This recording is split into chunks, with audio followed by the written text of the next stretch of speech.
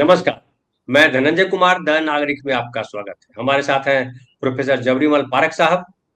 आप जानते हैं हम इनके साथ तीसरा एपिसोड आज कर रहे हैं और जबरीमल पारख साहब जो है और कई किताबें सिनेमा पर लिखी है और जितना बढ़िया विश्लेषण करते हैं कि सिनेमा का आदमी भी चौंक जाए। हालाँकि पारख साहब कहते हैं कि मैं कभी सिनेमा के लोगों के संपर्क में नहीं रहा, लेकिन बावजूद इसके इतनी बढ़िया समीक्षा, इतना बढ़िया रिव्यू, इतना बढ़िया उसकी विवेचना, आलोचना, समालोचना लाजवाब। और पारख साहब जो है वो आपको पता ही है कि लंबा समय उन्होंने अध्यापन को दिया है और इग्नू जैसे में हिंदी के प्राध्यापक रहे लगभग 30 साल से ज़्यादा समय तक। जवाहरलाल नेहरू विश्वविद्यालय से इन्होंने पढ़ाई की थी और सिनेमा इनका पसंदीदा सब्जेक्ट रहा।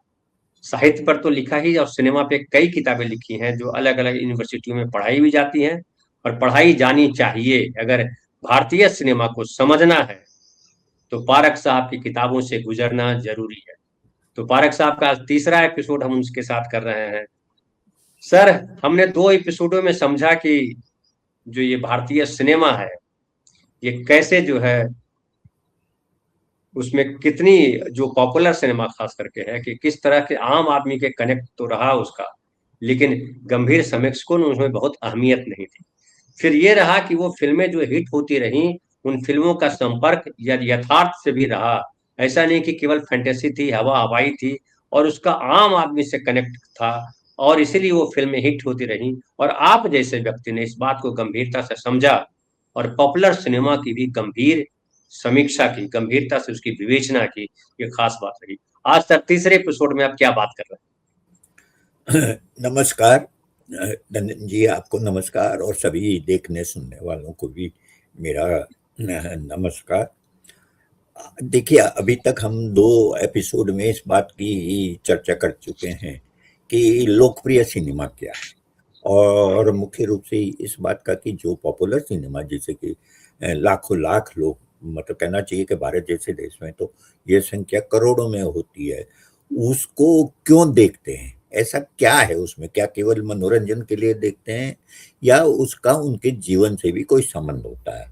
तो पिछले 2 एपिसोड में हमने इस बारे में बात की थी और ये बताया था कि कैसे उनका यथार्थ से भी संबंध होता है और यथार्थ को यथावत यानी कि जैसा वह है उस रूप में नहीं पेश किया जाता है, उसमें कुछ बदलाव होते हैं।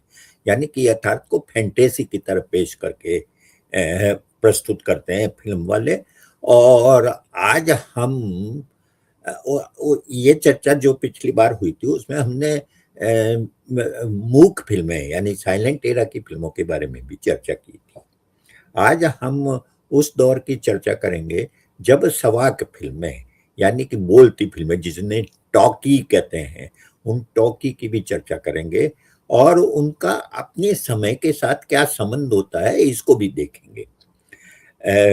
सबसे पहले मैं ये बताना चाहता हूँ कि जो हमारे यहाँ भारत में फिल्मों की शुरुआत जब हुई थी तब देश जो है गुलाम था, कॉलोनी था, उपनिवेश था ब्रिटेन की। और इस ब्रिटेन की कॉलोनी होने के कारण फिल्मों का जो विकास हुआ उस पर उसका असर था, इसे कभी नहीं भूलना चाहिए। जैसे कि हमारे हमारे यहाँ फिल्में शुरू हुई, मतलब जिन्हें हम फीचर फिल्में या कथा चित्र कहते हैं, उनकी शुरुआत हुई थी 1913 से। दादा साहब फाल्के ने फिल्म बनाई थी राजा हरिश्चंद्र, इसके बारे में बात हम कर चुके हैं। लेकिन महत्वपूर्ण बात यह है कि 4-5 साल बाद ही विदेशी सरकार ने यानी कि जो ब्रिटिश सरकार थी उसे महसूस हुआ कि भाई ये फिल्में तो बनती रहेगी, विदेश से भी आती है, यहाँ भी लोग बनाते हैं, तरह तरह की फिल्में बनाएंगे और ये फिल्में बनाएंगे और हो सकता है कि जो आज़ादी का आंदोलन देश में चल रहा है उस आज़ादी के आंदोलन की अभिव्यक्ति भी सिनेमा के माध्यम से हो। अगर वह हुई तो उनके लिए तब क्या होगा कि जनता जागरूक हो जाएगी और अंग्रेज सरकार को उखाड़ फेंकने की कोशिश करेगी। तो उसे रोकने के लिए यह बहुत जरूरी है कि ये फिल्में कैसी बन रही है इस पर हमारा नियंत्रण हो। यानी कि उस समय जो भारत में शासन था अंग्रेज सरकार, वो उनका नियंत्रण हो। और इसके लिए उन्होंने क्या किया कि 1918 में एक सिनेमा से संबंधित कानून पास किया और वो कानून 1920 से लागू हुआ। दिलचस्प पहलू यह है कि 1918 में जब ये कानून पास हुआ तब तक हिंदुस्तान में कुल 25 फिल्में बनी थी, ज्यादा नहीं बनी थी, सिर्फ 25 फिल्में बनी थी और वो भी जो है मूक फिल्में थी, साइलेंट एरा की फिल्में थी। और फिर भी डर तो डर है, डर था उन्हें कि आगे ऐसी फिल्में बन सकती है जो कि वर्तमान सत्ता के खिलाफ हो। और इसलिए उन्होंने जो है एक सेंसर बोर्ड की स्थापना की। उस समय सेंसर बोर्ड कई शहरों में बनाए गए, जैसे मुंबई में सेंसर बोर्ड का एक ऑफिस था, कलकत्ता में था, लाहौर में भी बाद में शुरू हुआ, रंगून में भी था जो इस सेंसर बोर्ड के अधीन ही था, और दिल्ली में भी था। तो इस तरह कई सेंसर बोर्ड स्थापित हुए और हर फिल्म को उसमें पास कराना जरूरी होता था, उसके बिना उन्हें प्रदर्शित नहीं किया जाता था, जैसा कि आजकल भी होता है। ठीक है, हम सेंसर बोर्ड पर विस्तार से कभी अलग से चर्चा करेंगे, लेकिन फिलहाल मैं ये बताना चाहता हूँ कि आजादी से पहले यानी कि 1947 से पहले अंग्रेजों ने भारत में सेंसर बोर्ड की स्थापना की थी। इस सेंसर बोर्ड की स्थापना के कारण फिल्में जो बन रही थी उसमें फिल्मकारों को इस बात का ध्यान रखना पड़ता था कि कोई ऐसी बात वो अपनी फिल्म के माध्यम से ना करे जिससे कि सरकार नाराज हो जाए और फिल्म पर प्रतिबंध लगा दे। यह एक बहुत महत्वपूर्ण मुद्दा है और इसके कारण फिल्मकारों के हाथ पैर बंध जाते हैं, वो बिल्कुल अपनी मर्जी की फिल्में नहीं बना सकते। तब क्या करते हैं वो, तब वो ये करते हैं कि ऐसे विषयों पर फिल्म बनाए जिनसे कि सरकार नाराज ना हो। सरकार की चापलूसी करने वाली फिल्में नहीं बनी उस समय जैसे कि आजकल हो रहा है, बल्कि ऐसी फिल्में बनाई जिससे कि सरकार के का विरोध ना हो, सरकार जो कर रही है उसकी आलोचना ना हो। तो ये बड़ा फर्क था, लेकिन उसके बावजूद कुछ और चीजें भी है जिसको ध्यान में रखना चाहिए। हमने मूक फिल्मों के संदर्भ में कहा था कि शुरू में जो फिल्में बनी थी वो ज्यादातर माइथोलॉजिकल फिल्में थी, पौराणिक फिल्में थी, या इतिहास पर थी, या हिस्टोरिकल इमेजिनेशन पर थी, ऐतिहासिक कल्पना पर थी। और वो फिल्में जो है वो बनी, शुरू में छोटी छोटी बनी, थोड़ी बड़ी भी बनी, लेकिन एक शुरुआत हो गई 1931 में, 1931 में पहली बार सवाक फिल्म बनी।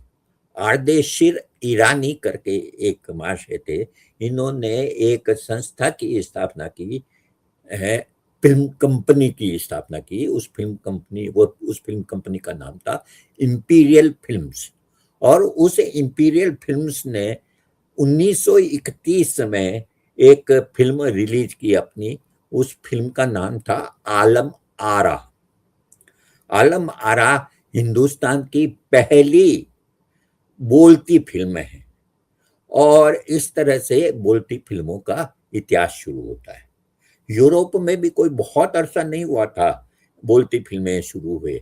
1928 में पहली बोलती फिल्म बनी थी, जॉर्ज सिंगर या कुछ इस तरह का नाम था, लेकिन उसके 3 साल के अंदर अंदर हिंदुस्तान में भी जो है टॉकीज या सवाक फिल्म जिसे कहते हैं उसकी शुरुआत हो गई और वो पहली फिल्म थी आलम आरा। लेकिन उसी साल जो है अन्य भाषाओं में भी फिल्में बनी, अन्य भाषाओं में तेलुगु में फिल्म बनी, तमिल में बनी और भी कुछ भाषाओं में बनी एक ही साल के अंदर। अब आप देखेंगे कि एक बड़ा अंतर आ रहा है। अंतर क्या है कि अब तक जो साइलेंट मूवीज थी, जो जिसमें आवाज नहीं थी, उन फिल्मों को हम भाषा की दृष्टि से विभाजन नहीं कर सकते। हम ये नहीं कह सकते किसी साइलेंट फिल्म को कि ये हिंदी की फिल्म है या ये मराठी की फिल्म है या ये बंगला फिल्म है। सभी साइलेंट फिल्म में साइलेंट फिल्म होती है। अगर उसमें संवाद का इस्तेमाल होता है तो वो फिल्म के बाहर से होता है। सिनेमा हॉल में ऐसा होता था उस जमाने में, थिएटर में, कि फिल्म दिखाई जाती थी और फिल्म के पास में कुछ कलाकार खड़े होते थे जो बीच बीच में डायलॉग बोलते थे, या म्यूजिशियन बैठे होते थे जो बीच बीच में जो है वाद्य यंत्र भी बजाते थे।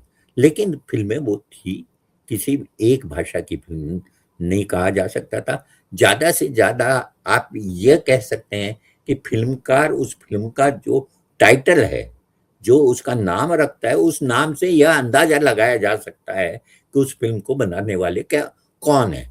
जैसे एक उदाहरण मैं देता हूं आपको, 1925 में फिल्म बनाई गई थी बाबूराव पेंटर द्वारा, जिसका नाम था सावकारी पाश। ये सावकारी पाश से हमें मालूम पड़ता है कि बाबूराव पेंटर जो है मराठी है। सावकारी पाश क्या है? साहूकार का बंधन। ये बिल्कुल वही चीज है जो प्रेमचंद के उपन्यास गोदान में है, यानी कि किसान जो महाजन से कर्ज लेता है और किस तरह से वो बंध जाता है, वही कहानी इसमें भी है, गोदान जैसी कहानी है इसमें। लेकिन ये सावकारी पाश जो है, उससे ये मालूम पड़ जाता है कि फिल्म बनाने वाला जो है मराठी है। जो ये कहना चाहिए कि पौराणिक कहानियों पर फिल्में बनती थी, वो आमतौर पर पौराणिक कहानियों पर फिल्मों के नाम इस तरह के होते थे कि उन्हें किसी एक भाषा के दायरे में नहीं किया जा सकता था। जैसे राजा हरिश्चंद्र से ये मालूम नहीं पड़ेगा कि वो कौन सी भाषा की फिल्म है, या जो है श्री कृष्ण जन्म, या उस तरह के नाम जो है। बहरहाल 1931 में जब आलम आरा बनी तो कुछ और चीजें भी हुई उसके साथ। क्या हुआ?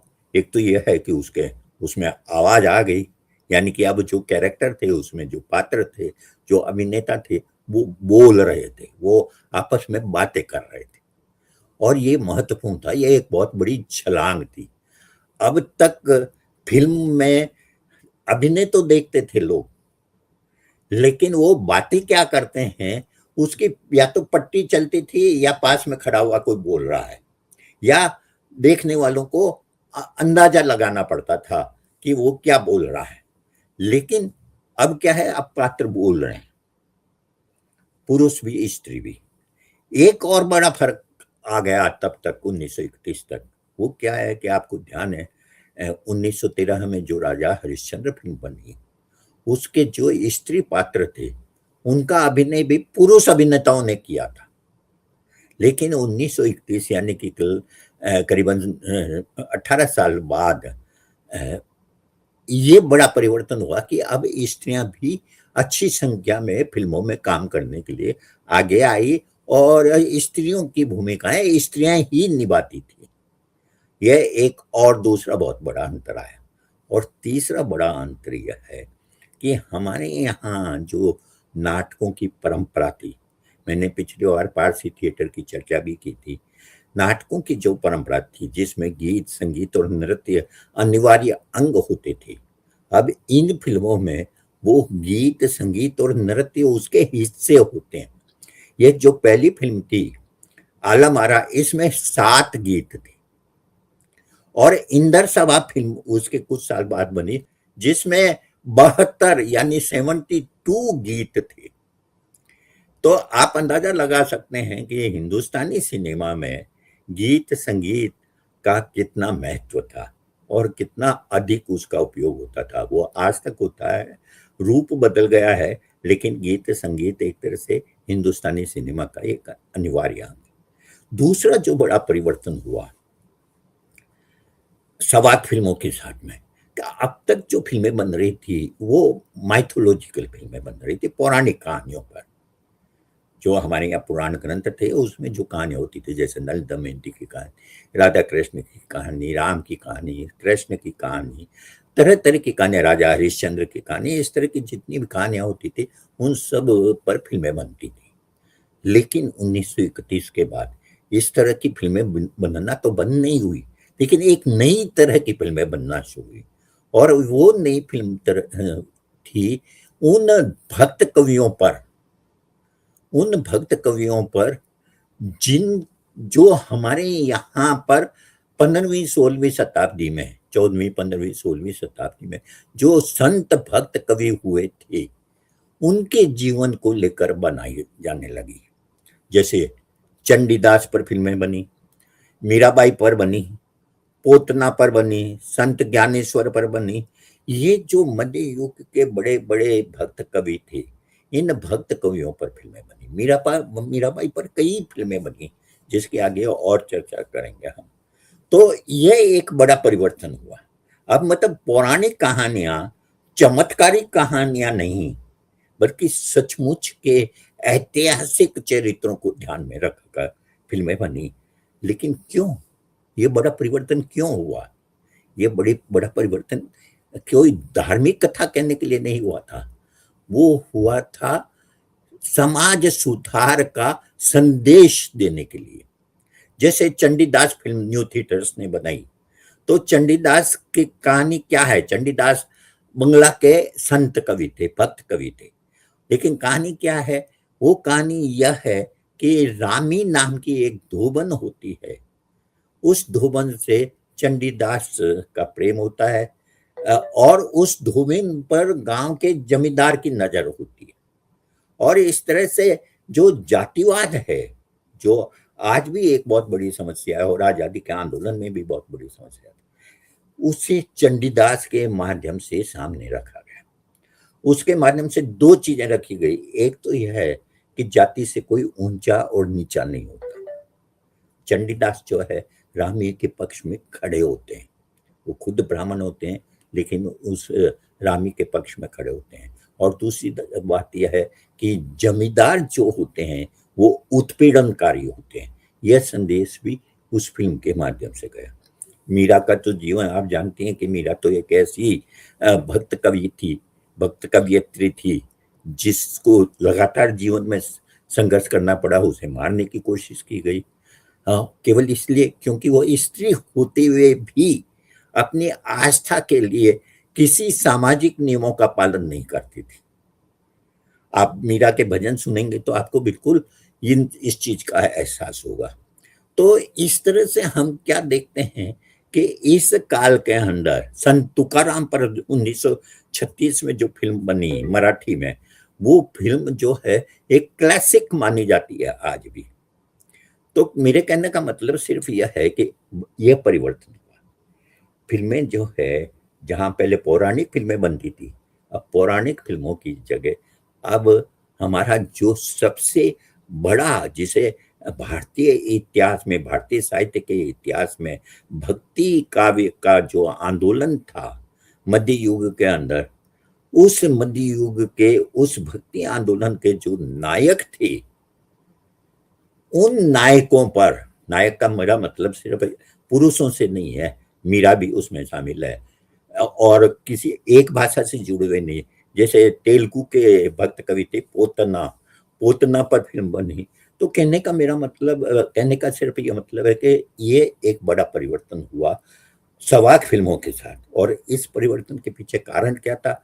इस परिवर्तन के पीछे कारण था हिंदुस्तान की आजादी की लड़ाई। ये जो आजादी की लड़ाई चल रही थी, उसके साथ सामाजिक सवाल भी सामने आ रहे थे। और वे सामाजिक सवाल क्या थे और कैसे थे, उस पर मैं चर्चा करूं उससे पहले एक और बात मैं बताना चाहता हूं, क्योंकि उसका इस दौर की फिल्मों के संदर्भ में बहुत महत्व है। मैंने आपको बताया था अभी थोड़ी देर पहले कि ये चंडीदास फिल्म न्यू थिएटर्स ने बनाई। न्यू थिएटर्स जो है वो एक फिल्म कंपनी थी। 1931 में उसकी स्थापना हुई थी कलकत्ता में। और केवल न्यू थिएटर्स नहीं थी, और भी कई सारी फिल्म कंपनियां स्थापित हुई। जैसे बंबई के अंदर बॉम्बे टॉकीज की स्थापना हुई, हिमांशु राय ने की थी, जिसके साथ देविका रानी भी जुड़ी हुई थी। एक और फिल्म कंपनी जो है पुणे में स्थापित हुई, जिसका नाम था प्रभात फिल्म्स, और जिसमें आजकल फिल्म इंस्टीट्यूट चलता है। वो प्रभात फिल्म्स है, उसके साथ वी शांताराम जुड़े हुए थे, एस फतेहलाल जुड़े हुए थे, वी दामले जुड़े हुए थे, और भी ढाईबर वगैरह कई लोग जुड़े हुए थे। और उन सब लोगों ने मिलकर जो है प्रभात फिल्म्स की स्थापना की। इसके अलावा मैं पहले बता चुका हूँ इंपीरियल कंपनी के बारे में, जो स्थापित की थी अर्देशीर ईरानी ने, और एक और कंपनी चंदूलाल शाह ने शुरू की थी जिसका नाम था रंजीत मूवी। तो ये इसके अलावा भी और कंपनियां बनी, लेकिन ये मुख्य कंपनियां हैं जिनकी मैं चर्चा कर रहा हूँ। और ये मुख्य कंपनियां जो है, ये जो फिल्में बनाती थी ये कंपनियां बनाती थी। और उस समय ये कंपनियां जो फिल्में बनाती थी उसके लिए कलाकार और टेक्नीशियन वो हायर करते थे, यानी कि उन्हें नौकरी पर रखते थे। जैसे कोई अभिनेता है तो उसको नौकरी पर रख लिया और उसे महीने में कितना वेतन दिया जाएगा यह तय होता था। इसी तरह से संगीतकार है, गायक है। आप जानते हैं कि बहुत समय तक तो ये जो प्लेबैक सिंगिंग है, ये प्लेबैक सिंगिंग की शुरुआत नहीं हुई थी। बहुत सारे अभिनेता और अभिनेत्रियों को खुद ही गाना पड़ता था। और इसलिए आप देखेंगे कि शुरू के जितने भी बड़े कलाकार हैं, अभिनेता हैं, वो सब गायक भी हैं। जैसे कुंदन लाल सहगल, वो गायक भी हैं। नूरजहां गायक भी है। ठीक है। 1935 में जो फिल्म न्यू थिएटर्स में बनी थी देवदास, उस देवदास के अंदर जितने भी अभिनेता हैं, उन जिनको गाने की जरूरत हुई वे उन्होंने ही गाया है। के.एल. सहगल ने गाया है, के.सी. डे ने गाया है, राजकुमारी ने गाया है, जमुना ने गाया है।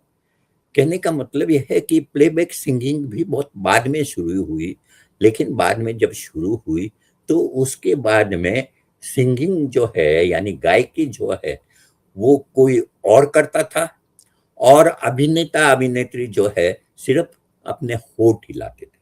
यह एक और शुरुआत हुई जो थोड़ा बाद में हुई, लेकिन इसका बहुत गहरा प्रभाव पड़ा।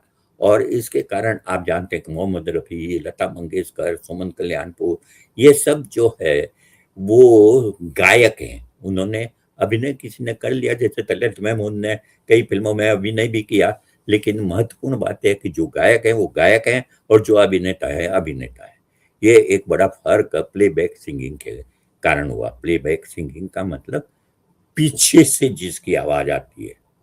तो इस तरह से एक बड़ा परिवर्तन हुआ। ये तो बातें मैं इसलिए कहना चाहता हूँ कि ताकि इस दौर की सिनेमा में क्या क्या परिवर्तन बड़े हो रहे थे उसे हम समझें। दूसरी चीज मैंने बताया कि इस दौर के अंदर संत भक्त कवियों पर फिल्में बनी, और वो इसलिए बनी क्योंकि समाज सुधार का आंदोलन चला। समाज सुधार का आंदोलन कैसे चल रहा था? आजादी का जब आंदोलन चल रहा था तब समाज के जो उत्पीड़ित वर्ग थे, जो दलित वर्ग थे, उनको लेकर भी सवाल उठे कि अगर देश कल को आजाद हुआ तो क्या उनको भी समान अधिकार मिलेंगे? क्या वह उसी वर्ण व्यवस्था के अंदर वैसे ही पिसते रहेंगे जैसा कि वो सैकड़ों हजारों साल से पिसते आ रहे हैं? यानी कि दलित जो उत्पीड़ित वर्ग है उनको समान अधिकार मिलेंगे? क्या स्त्रियों को समान अधिकार मिलेंगे? ये सवाल थे, और इन सवालों को सामने रखने वाले बड़े नेता, बड़े समाज सुधारक सामने आने लगे। हम अगर इस दृष्टि से देखें तो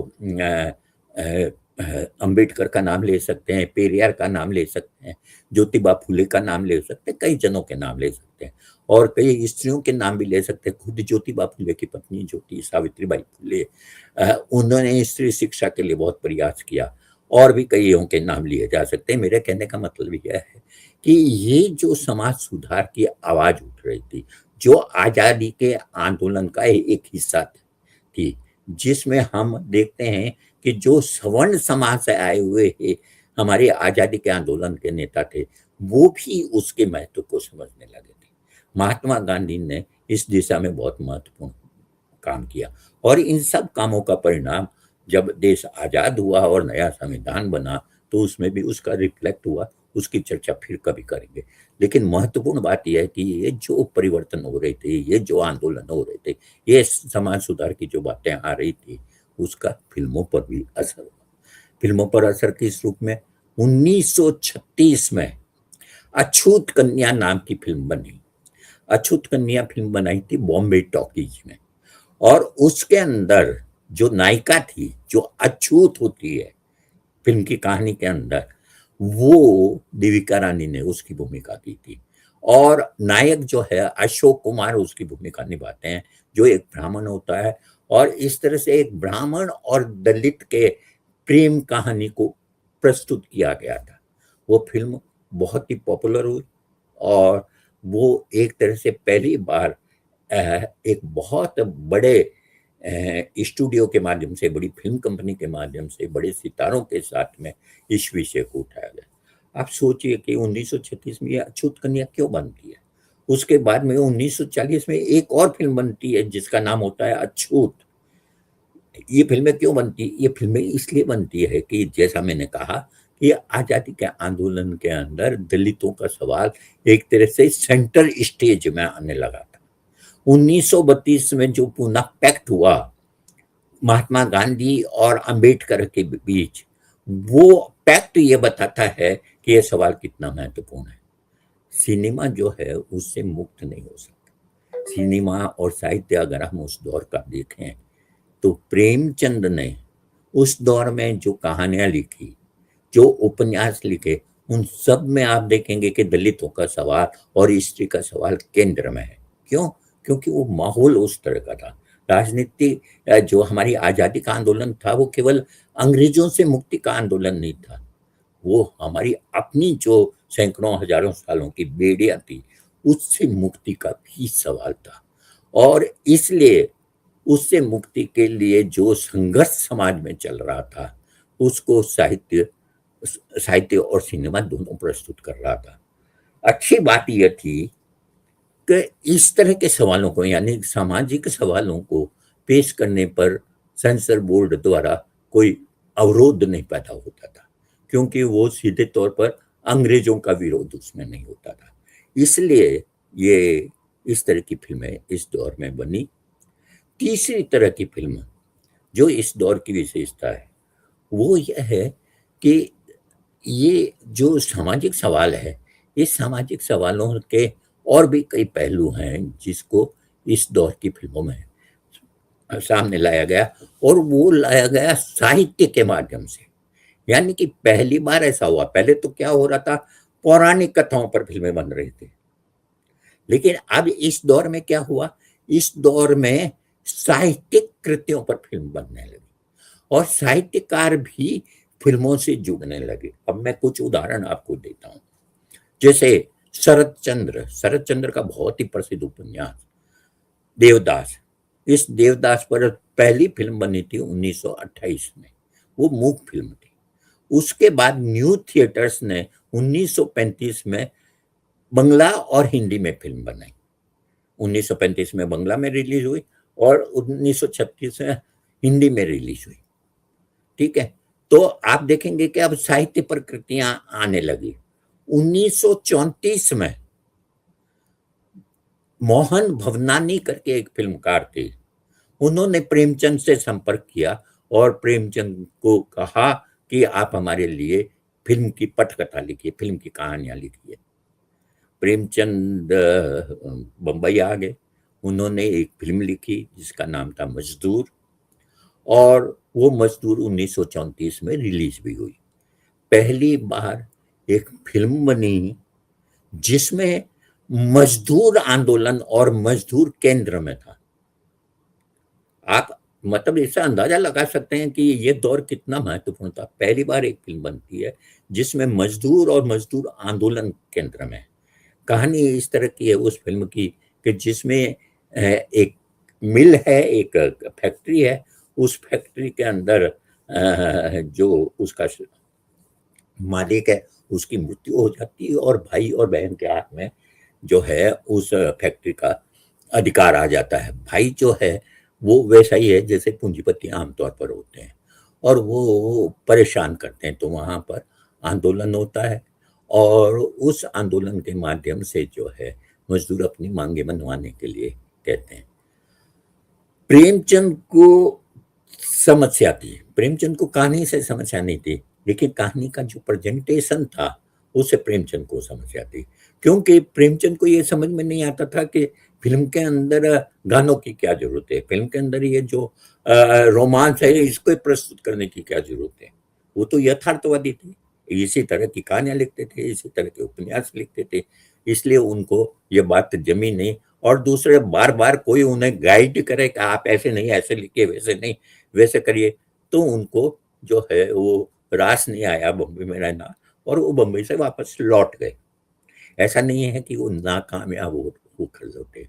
बॉम्बे टॉकीज ने उनके लौटने के बाद उनको ऑफर दिया कि आप बनारस से हमें कहानियां लिख कर दीजिए, हमें कोई प्रॉब्लम नहीं है, हम आपको पैसा देंगे, ठीक है। और पैसा भी आपको मालूम है, मजदूर फिल्म के लिए उन्हें 700 रुपये मिले थे। 700 रुपये आज 7 लाख या पता नहीं कितने के बराबर होगा। वो उस जमाने में 1934 में 700 रुपये बहुत बड़ी रकम होती थी। और उन्हें कहा गया कि आप साल के हम आपको उसको अगर ऐसे 10,000। समझ उसको अगर ऐसे समझिए कि उस समय उस ऐसे समझिए कि उस समय हाँ, सोने का भाव जो है 50-60 रुपए भरी था, 12 ग्राम था। तो आज हाँ, वो आज जो है सोना 1.5 लाख रुपया हो गया है 10 ग्राम हाँ, का। तो इसका अंदाजा लगाया तो जा कितना रेट सकता हो है। गया उसका अंदाजा लगा लीजिए। बिल्कुल। तो बहरहाल कहने का मतलब है कि प्रेमचंद वापस चले गए, लेकिन प्रेमचंद के साहित्य पर फिल्में बनना बंद नहीं हुआ। एक तो यह जो मजदूर फिल्म है, ये मजदूर फिल्म से भले ही प्रेमचंद खुद संतुष्ट हो, लेकिन सेंसर बोर्ड के कान खड़े हो गए। उन्हें लगा कि ये तो अगर इस तरह की फिल्में बनी जिसमें कि फैक्ट्री में मजदूर हड़ताल कर रहे हैं, तो फिर तो हमारे लिए बहुत बड़ी मुश्किल हो जाएगी। तो उस पर प्रतिबंध लगाने की मांग की गई, और प्रतिबंध लगा। हाँ, मजदूर फिल्म पर प्रतिबंध लगा, पंजाब में लगा, दिल्ली में लगा, और इस तरह से उस फिल्म को लोगों तक पहुंचने से रोका गया। दूसरा काम ये हुआ प्रेमचंद के साथ कि प्रेमचंद का जो उपन्यास था सेवा सदन, उस पर भी 1934 में फिल्म बनी। हालांकि प्रेमचंद ने वो फिल्म देख के आए और उन्होंने श्रीपत राय या अमृत राय किसी को लिखा कि ठीक ठीक फिल्म है, लेकिन बाद में फिर उन्होंने और विचार किया तो कहा कि नहीं, बेकार फिल्म बनाई। फिल्म जाहिर है कि फिल्म तो फिल्म के ढंग से बनेगी ना, उपन्यास के अनुसार तो बनेगी नहीं।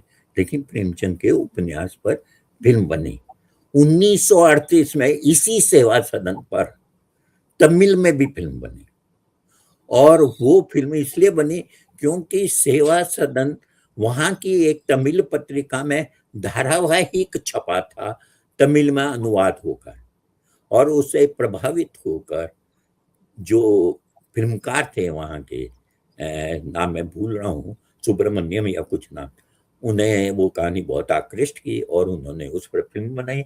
और उस फिल्म में जो मुख्य भूमिका निभाई थी सेवा सदन की, जो नायिका की भूमिका निभाई थी, वो नायिका की भूमिका निभाई थी महान गायिका सुब्बुलक्ष्मी ने, MS सुब्बुलक्ष्मी के तौर पर हम जिन्हें जानते हैं, जिन्होंने बाद में मीराबाई पर बनी हुई फिल्म में भी काम किया था। तो कहने का मतलब यह है कि कलाकार उससे जुड़ने लगे, साहित्य की कृतियों पर भी फिल्में बनने लगी।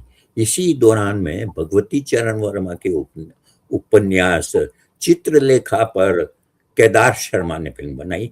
वही केदार शर्मा जिन्होंने न्यू थिएटर्स में जो देवदास पर फिल्म बनी थी, उस देवदास की पटकथा, संवाद और गीत लिखे थे। और केदार शर्मा जो बाद में बहुत बड़े फिल्मकार के तौर पर सामने आए थे। तो कहने का मतलब है कि ये एक तीसरी चीज हुई कि साहित्य और सिनेमा एक दूसरे के नजदीक आए। कई कृतियां जो है सिनेमा में जो फिल्में बनी वो साहित्यिक कृतियों पर बनी, और दूसरा यह है कि कई जो साहित्यकार थे वो साहित्यकार सिनेमा से जुड़े। हमें इस पूरे दशक की जो अंतिम 2 फिल्मों की चर्चा करके मैं इस को समाप्त करूंगा, वो है 2 फिल्में इस दौर में और बनी, और वो दोनों ही बहुत महत्वपूर्ण हैं। आप जानते हैं कि 1936 में प्रगतिशील लेखक संघ की स्थापना की गई थी, और उस प्रगतिशील लेखक संघ ने प्रगतिशील लेखकों को, सभी भाषाओं के प्रगतिशील लेखकों को संगठित करने में बहुत बड़ी मदद की। और उस आंदोलन की सफलता से प्रेरित होकर यह महसूस किया गया कि कुछ और कलाओं के कलाकारों को भी संगठित किया जाना चाहिए। और 1943 में बंबई में इप्टा की, यानी इंडियन पीपुल्स थिएटर्स एसोसिएशन नाम की संस्था, जिसे इप्टा के नाम से जाना जाता है, उसकी स्थापना की। इप्टा ने आमतौर पर नाटक खेले, लेकिन 1946 में इप्टा ने एक फिल्म भी बनाई जिसका नाम था धरती के लाल।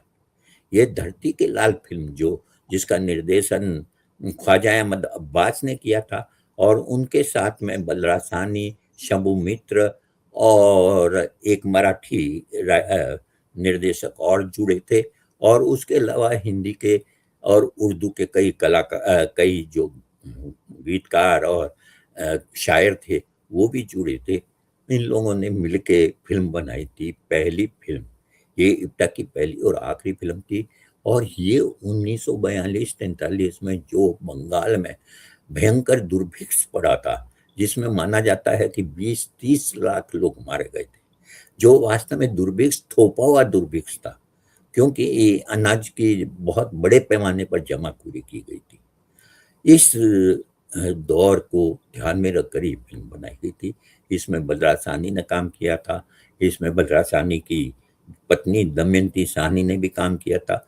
और ये फिल्म गांव और शहर, यानी कि गांव में जब दुर्भिक्ष पड़ा और लोगों के पास खाने को भी कुछ नहीं रहा, तब किस तरह से लोगों को कलकत्ता जैसे शहरों में आना पड़ा, और पैसा नहीं होने के कारण उन्होंने अपना सब कुछ, जमीन, गांव में जमीन बेच दी, अपने पास जो कुछ था वो बेच दिया, यहाँ तक कि औरतों को अपनी इज्जत तक बेचनी पड़ी।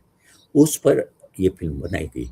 ये फिल्म जो है बंगाल के एक बहुत प्रसिद्ध फिल्मकार जो थे, जिनका नाम भी मैं भूल रहा हूँ, और कृष्णचंद्र के एक उपन्यास की मिली जुली कहानी पर यह फिल्म बनाई गई थी, धरती के लाल। और ये बहुत ही उत्कृष्ट फिल्म थी। और ऐसा माना जाता है कि ख्वाजा अहमद अब्बास की ये जो पहली फिल्म थी, ख्वाजा अहमद अब्बास ने बाद में भी बहुत फिल्में बनाई, लेकिन शायद वो उनकी सबसे बेहतर फिल्म थी। इसी साल 1946 में चेतन आनंद ने नीचा नगर नाम की एक फिल्म बनाई थी। उस नीचा नगर में भी ज्यादातर कलाकार जो थे वो इप्टा के थे। इप्टा उसकी प्रोड्यूसर नहीं थी, लेकिन इप्टा के कलाकार उसके साथ जुड़े थे। और नीचा नगर भारत की पहली फिल्म है जो केन्स फिल्म समारोह में गई थी, और 3 जो उत्कृष्ट फिल्में चुनी गई थी उसमें नीचा नगर भी थी। नीचा नगर की मूल कहानी जो है वो मैक्सिम गोर्की के लोअर डेप्थ्स नामक नाटक पर आधारित थी, लेकिन वह एक रूपक थी, एक इमेजरी थी, और वो इस तरह से मेटाफर थी और इस रूप में थी कि कैसे एक जो मतलब उत्पन्नकारी सरकार है, सरकार उसका कैरेक्टर का नाम भी होता है, और सरकार पूरे उस शहर पर काबिज भी होता है। वो अपन किस तरह से जनता को के साथ में जुल्म ढाता है। कहानी इस तरह से है कि शहर 2 भागों में बंटा हुआ है, एक ऊंचा नगर और एक नीचा नगर। ऊंचा नगर में सब अमीर रहते हैं, नीचा नगर में गरीब लोग रहते हैं। और एक नई बस्ती बसनी है ऊंचा नगर में, और इस कारण से जो गंदा नाला है उस गंदे नाले को नीचा नगर की तरफ मोड़ा जाता है। उस गंदे नाले को नीचा नगर की तरफ मोड़े जाने के कारण वहाँ बीमारियां फैल जाती है, बहुत तरह की परेशानियां होती है। तो उसका विरोध करने के लिए जो नायक सामने आता है, बलराज नाम का, वो आंदोलन करता है। दूसरी तरफ एक शिक्षित मध्य वर्ग सागर नाम का व्यक्ति जो है उसको सरकार जी जो है अपनी तरफ मिला लेते हैं। तो ये रूपक जो है वो बहुत महत्वपूर्ण है। दोनों फिल्मों की सीमा यह थी कि इसमें अंग्रेजों की आलोचना नहीं की गई थी, जो संभव नहीं था क्योंकि उस समय भारत गुलाम था।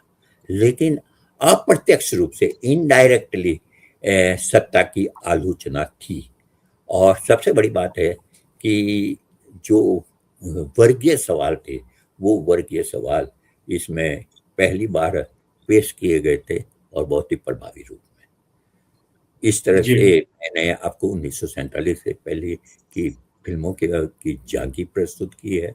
शायद कुछ ज़्यादा समय आज लग गया है। नहीं, कोई नहीं, प्रसंग ही ऐसा था कि समय हाँ, लगना ही था। और आपने बहुत विस्तार से सिनेमा हाँ, किस तरह से बदला, है ना, पौराणिक कथाओं से किस तरह से उसकी कहानियां जो है वो जो भक्ति कवि थे उनकी तरफ गई और समाज सुधार से जुड़ गई। वो जाति प्रथा हो या जो यथार्थ है, जो भुखमरी के सवाल थे या दूसरे सवाल थे, उससे जुड़ गई सिनेमा, फिल्में जुड़ गई। और ये जो पॉपुलर सिनेमा की जो यात्रा आप बता रहे हैं, उसकी ये महत्वपूर्ण कड़ी है। और शायद आप विजन दास गुप्ता की बात कर रहे थे धरती के लाल के हाँ, दौरान। बिल्कुल, बिल्कुल, बिल्कुल, बिल्कुल। बिल्कुल। तो वो उस समय वो बिल्कुल बहुत सही आपने बताया कि वो चाहे हमारे राष्ट्रीय स्वतंत्रता संग्राम का आंदोलन था, चाहे वो समाज सुधार के आंदोलन थे, चाहे जो दलित के सवाल थे, उन तमाम सवालों को पॉपुलर सिनेमा में स्पेस दिया गया। ये बड़ी बात थी। और बिल्कुल आपने बड़ा सही जिक्र किया धरती के लाल का। इप्टा ने जो फिल्म बनाई थी अब्बास साहब के निर्देशन में, और इतने बड़े-बड़े लेखक जुड़े हुए थे। कई कई कहानियों को मिला करके बनाया गया था। विजय दास गुप्ता की कहानी थी, कृष्णचंद्र की कहानी थी, 2 नाटक उसमें शामिल थे, वो सारा हाँ, था। और वी और शांताराम फिर ने नीचा बहुत फिल्में बनाई नी उस समय। जी, नीचा नगर का ज़िक्र किया। नीचा नगर बेहद नीचानगर। चर्चित फ़िल्म रही और विदेश भी गई थी अवार्ड लेने के लिए। तो वो हाँ, तमाम चीज़ें रही। बड़ा बढ़िया आपने ज़िक्र किया है और ये ज़रूरी है। बहुत-बहुत धन्यवाद आपका सर। और जो हमारे साथ आप देख रहे हैं दर्शक, आप इसका जो है, जो आपको अच्छा लगे तो इसका अच्छा क्या लगे, अच्छा है ही, तो आप इसको ज़रूर शेयर करें। और सिनेमा नहीं, केवल सिनेमा किस तरह से हमारे समाज से, हमसे जुड़ा हुआ है, इसको समझिए। आज भी एक बड़ा समाज है जो सिनेमा को नचनिया गवनिया का विषय मानता है, लेकिन ये नचनिया गवनिया का विषय नहीं है। सिनेमा एक माध्यम है, महत्वपूर्ण विषयों को जो आपके जीवन से जुड़ा हुआ है, उसको कैसे रोचक तरीके से आप तक प्रस्तुत करे, ताकि आप उसको बड़ी आसानी से समझ लें। सिनेमा की यही बड़ी भूमिका है। एंटरटेनमेंट तो है, लेकिन एंटरटेनमेंट आपके विषय के साथ जुड़ कर, आपकी कहानियों, आपके जीवन के साथ जुड़ करके, यही सिनेमा का बड़ा रोल है। बहुत-बहुत धन्यवाद सर आपका। और बहुत-बहुत अगली धन्यवाद आप बार तमाम हम साथियों का जो आप देख रहे थे। हाँ, अगली बार मिलते हम हैं फिर हम 1947 के बाद की फिल्मों के बारे में बाद बात की करेंगे। फ़िल्मों की बात करें। तो पहले सर से हम जो उनकी यात्रा है सिनेमा की वो सुन लें, उसके बाद फिर सवाल-जवाब वाला, और उसके बाद फिर अलग और सिनेमा की महत्वपूर्ण गहराई से फिल्मों पर अलग-अलग चर्चा भी करेंगे। जी, और उसकी व्याख्या करेंगे, फ़िल्मों पे बात करेंगे, तमाम चीज़ें करेंगे। बहुत-बहुत धन्यवाद सर आपका।